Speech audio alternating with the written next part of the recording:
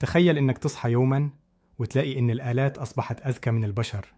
مش فيلم خيال علمي، لأ، هذا هو الواقع اللي بيحذر منه كبار العلماء داخل شركة OpenAI، الشركة اللي طورت برنامج الذكاء الاصطناعي الشهير ChatGPT.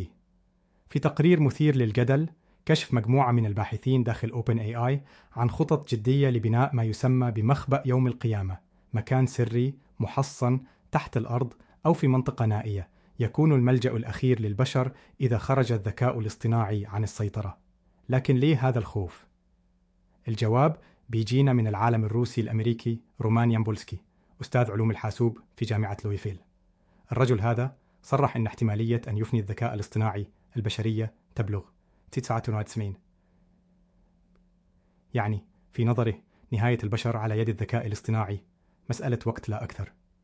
يامبولسكي ومعه عدد من علماء الذكاء الاصطناعي بيقولوا إن الذكاء الاصطناعي حالياً لا يزال أضعف من الإنسان، لكن في أقل من 10 سنوات ممكن نوصل إلى مرحلة يسموها نقطة التوازن، يعني نكون إحنا والذكاء الاصطناعي بنفس مستوى الذكاء.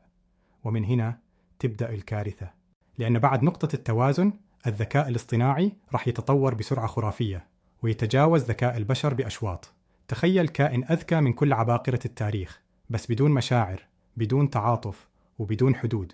والأسوأ إن هذا الكائن حسب العلماء ممكن يطور نفسه، يعيد برمجته، يسيطر على أنظمة الطاقة، الأقمار الصناعية، الأسلحة النووية، وحتى الإنترنت بالكامل. كل ده في لحظات، ووقتها بيصير البشر مثل النمل أمام وحش رقمي لا يقهر.